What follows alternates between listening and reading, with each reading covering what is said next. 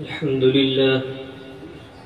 لله نحمده ونستعينه ونستغفره ونؤمن به ونتوكل عليه ونعوذ بالله من شرور أنفسنا ومن سيئات أعمالنا من يهده الله فلا مضل له ومن يضلله فلا هادي له ونشهد أن لا إله إلا الله وحده لا شريك له ونشهد أن سيدنا وسندنا ونبينا مولانا محمدا عبد الله ورسوله صلى الله تعالى عليه وعلى آله وأصحابه وبارك وسلم تسليما كثيرا كثيرا أما بعد فأعوذ بالله من الشيطان الرجيم بسم الله الرحمن الرحيم عن أنس رضي الله تعالى عنه قال إن النبي صلى الله عليه وسلم كان إذا قدم من سفر فنظر إلى جدرات المدينة أوضى راحلته وكان على دابة حركها من حبها آمنت بالله صدق الله مولانا العظيم وصدق رسوله النبي الكريم ونحن على ذلك من الشاهدين والشاكرين والحمد لله رب العالمين. میرا محترم بزرگوں اور دوستوں، عزیز نوجوان ساتھیوں، عزیز طلبہ کرام اور اسٹیج پر حاضر مہمانان اعزام، میں نے آپ حضرات کے سامنے ایک حدیث پاک تلاوت کی ہے. یہ بخاری شریف کی حدیث ہے.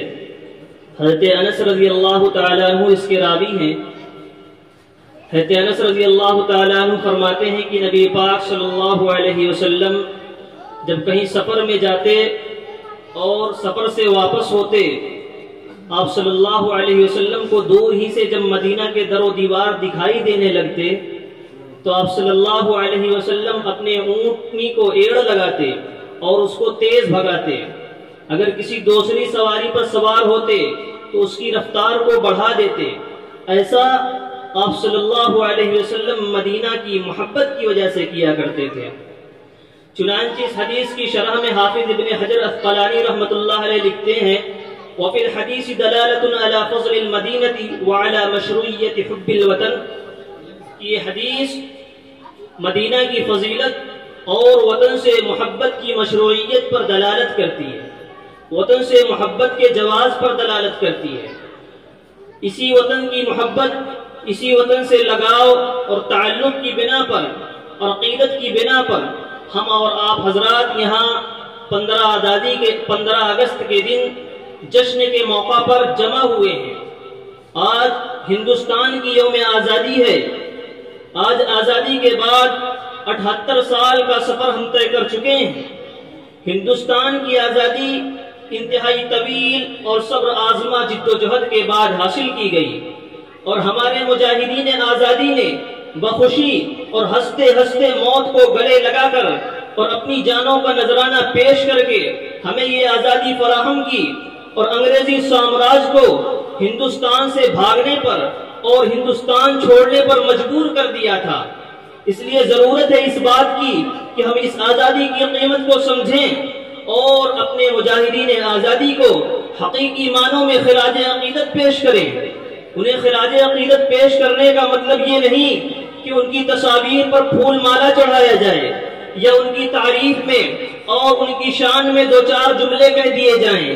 یہ حقیقی معنی میں خراج عقیدت نہیں ہو سکتا. حقیقی معنی میں تو خراج عقیدت یہ ہے کہ ہم اپنے مجاہدین آزادی کے کارناموں کو اور ان کے خوابوں کو شرمندہ تعبیر کریں اور ان کے خوابوں کو پورا کرنے کی کوشش کریں، ان کے مشن کو آگے بڑھانے کی کوشش کریں. ہمارے مجاہدین آزادی نے جس ہندوستان کا خواب دیکھا تھا اس کو حقیقت کا روپ دینے کے لیے اور اس کو حقیقت کی طرف بڑھانے کے لیے اپنی کوشش کو تیز کریں، اپنی کوشش کو بڑھائیں. آج ہم دیکھتے ہیں کہ ہماری آزادی کو کئی اطراف سے خطرہ لاحق ہے. آج آزادی کے 100 دہوں کے طویل عرصہ بعد بھی ہندوستان کے اندر بھوکمری، بے روزگاری بڑھتی چلی جا رہی ہے. دلتوں کو، مسلمانوں کو ان کا حقوق نہیں دیا جا رہا ہے. اقلیتوں کے ساتھ مساوی سلوک نہیں کیا جا رہا ہے. ان کے حقوق کو چھیننے کی اور ان کے حقوق کو ختم کرنے کی سازشوں اور کوششوں میں دن بدن ترقی ہوتی جا رہی ہے. آج دیکھتے ہیں کہ غریب اور بھی غریب ہوتا چلا جا رہا ہے اور امیر اور بھی امیر ہوتا چلا جا رہا ہے. ملک کی دولت اور ملک کی معیشت چند مٹھی بھر تاجر کے ہاتھوں میں لگتی چلی جا رہی ہے, چند مٹھی بھر تاجر کے ہاتھوں میں سمٹتی چلی جا رہی ہے, اور ملک ہندوستان کا جو غریب طبقہ ہے وہ خون کا آخری قطرہ بہانے تک مجبور کیا جا رہا ہے. وہ 2 وقت کی روٹی کے لیے اپنے خون کا آخری قطرہ تک بہانے پر مجبور کیا جیا رہا ہے. آج ہم دیکھتے ہیں کہ سماج کے اندر مساوات نہیں ہے. آج ہم دیکھتے ہیں کہ ہندوستان کی حقیقی روح کو فرقہ واریت اور کوتاہ ذہنیت سے مجروح کیا جا رہا ہے. آج ہندوستان کے اندر طرح طرح سے بوال کیا جا رہا ہے, فساد کیا جا رہا ہے. آج کا ہندوستان یہ ہمارے مجاہدین آزادی کے خوابوں کا ہندوستان ہرگز نہیں ہو سکتا ہے. ہمارے مجاہدین آزادی کے خوابوں کا ہندوستان یہ نہیں ہو سکتا ہے. آج اس ملک کے اندر جو بھی رہتا ہے وہ اس ملک کے اندر برابر کا حصے دار ہے, برابر کا حقدار ہے. ہر ملت کا, ہر مذہب کا, ہر فرقہ کا آدمی, ہر فرقے کے لوگوں نے مل کر کے آزادی کی لڑائی لڑی اور ملک کو انگریزوں کے ناپاک چنگل سے آزاد کیا اور ملک کو انگریزوں سے چھینا. خصوصاً ہمارے مسلمانوں نے اور علماء کرام نے انگریزی سامراج کے خلاف ایسی جنگ لڑی, ایسی لڑائی لڑی جو ایک مثال کی حیثیت رکھتی ہے. مسلمانوں ہی نے اپنے خون جگر سے اس چمن کی آبیاری کی, اپنی آن بان شان کو قربان کیا, اپنا تن من دھن لٹایا, راہ وطن میں اپنا گھر بار دے دیا, اپنے بیوی بچوں کو چھوڑ دیا, اپنا گھر بار چھوڑ دیا, قید و بند کی صعوبتیں جھیلی, گولیوں سے اپنے سینے کو چھلنی کیا, ملک بدر ہوئے, اذیت ناک عذاب سہے, پھانسی کے پھندوں کو گلے لگایا, تحریکیں چلائی, ولولہ انگیز خطاب کیے, بے باک مضامین لکھے, خون کو گرمانے والے اشعار لکھے, انگریزوں کے خلاف احتجاج کیے. اتنا سب کچھ کرنے کے باوجود آج مسلمانوں ہی سے بیر, آج مسلمانوں ہی سے گلا شکوا, رلاتا ہے تیرا نظارہ اے ہندوستان مجھ کو, رلاتا ہے تیرا نظارہ اے ہندوستان مجھ کو, بڑا عبرت خیز ہے تیرا افسانہ سب افسانوں میں. بھارت کی جنگ آزادی میں مسلمان ہر محاذ پر سینہ سپر رہے. مسلمانوں نے انگریزوں کی ہر سازش کو بے نقاب کیا, ان کے ہر وار کا منہ توڑ جواب دیا, فرنگیوں کی نیند حرام کر دی, ان کی اینٹ سے اینٹ بجا دی, انہیں چاروں شانے چت کر دیا, انہیں ملک سے بھاگنے پر اور اس ملک چھوڑنے پر مجبور کر دیا. لیکن افسوس کہ مسلمانوں کو اس کا صلہ سوائے بدنامی کے کچھ نہ ملا. مسلمانوں کو تقسیم ہند کا ذمہ دار قرار دے دیا گیا. مسلمانوں کی وطنیت پر شک کیا جا رہا ہے. مسلمانوں کے لیے اس دھرتی کو تنگ کیا جا رہا ہے. وطن سے محبت کا ثبوت مانگا جا رہا ہے. ارے ناداں, تمہیں کیا معلوم کہ ہمارے دل میں کیا رہتا ہے, کہ ہمارا دل کہاں رہتا ہے. رہتا ہوں غربت میں, رہتا ہوں اگر غربت میں ہوں, اگر رہتا ہے دل وطن میں, غربت میں ہوں اگر رہتا ہے دل وطن میں, سمجھو وہیں ہمیں بھی دل ہو جہاں ہمارا. آج ہم دیکھتے ہیں کہ آج ملک کے اندر جو حالات پیدا کیے جا رہے ہیں, ملک کے اندر جو حالات بنائے جا رہے ہیں, وہ انتہائی تشویشناک ہے, وہ انتہائی افسوسناک ہے. آج ہم جس حالات سے گزر رہے ہیں ان حالات کو تبدیل کرنے کی ضرورت ہے. ہمیں اپنے آپ سے یہ عہد کرنے کی ضرورت ہے, اپنے آپ سے یہ وعدہ کرنے کی ضرورت ہے کہ ہمارے مجاہدین آزادی نے جس آزادی کو اپنے خون جگر سے سینچا تھا, اپنا خون بہا کر کے جو آزادی حاصل کی تھی, اس کا بہرقیمت تحفظ کیا جائے گا, اس کو ہر حال میں بچایا جائے گا. ہمارے اسلاف نے جس ہندوستان کا خواب دیکھا تھا اس ہندوستان کو ہم اپنے سرے سے تعمیر کریں گے. اس ہندوستان کو, ان کے خوابوں کو پورا کرنے کے لیے ہم کوئی کسر باقی نہیں چھوڑیں گے, ہم کوئی کسر باقی نہیں رکھیں گے. اس ملک کو فرقہ واریت سے آزادی دلانے کی ضرورت ہے. فرقہ پرست طاقتیں ہندوستان کی روح کو مجروح اور متاثر کر دینا چاہتی ہیں. آج فرقہ پرست طاقتیں ہندوستان کے اندر طرح طرح سے فسادات مچا رہی ہیں. آج جنون اور ہذیان جیسی کیفیت پیدا کرتے ہوئے بازاروں کے اندر, سڑکوں کے اندر قتل خون کا بازار گرم کیا جا رہا ہے. آج میں شک و شبہ کی بنیاد پر بے قصور افراد کو, معصوم مسلمانوں کو موت کے گھاٹ اتار دیا جا رہا ہے. انہیں طرح طرح سے مارا جا رہا ہے, انہیں بہانے سے دھمکایا جا رہا ہے, ان کی موب لنچنگ کی جا رہی ہے اور یہ سلسلہ چل پڑا ہے. ہمیں اس سلسلے کو روکنے کی ضرورت ہے. ہمیں اس بات کو سمجھنے کی ضرورت ہے کہ اگر اس اس ملک کے اندر ہم ایک دوسرے سے دستگریبہ رہتے ہوئے اس ملک کی شبیہ کو اس حد تک متاثر کر رہے ہیں، ہندوستان کی نیک نامی کو داؤ پر لگایا جا رہا ہے، ہندوستان کی شبیہ پوری دنیا بھر میں آج بگڑتی چلی جا رہی ہے، اور اس کے ذمہ دار چند مٹھی بھر عناصر ہیں، اور افسوس ہے کہ ان عناصر کو سیاسی سرپرستی حاصل ہوتی جا رہی ہے۔ یہی بات سب سے زیادہ تشویش کا باعث ہے، سب سے زیادہ افسوس کا باعث ہے کہ وہ ہندوستان نہیں ہو سکتا جس کا ہمارے آباء و اجداد نے خواب دیکھا تھا، جس کی خواہش ہمارے آباء و اجداد نے کی تھی۔ ہمارے آباء و اجداد نے تو ہنستا کھیلتا اور پھلتا پھولتا ہندوستان دیکھنا چاہتے تھے، اور ایک جاگتا اور چمکتا ہوا ہندوستان دیکھنا چاہتے تھے۔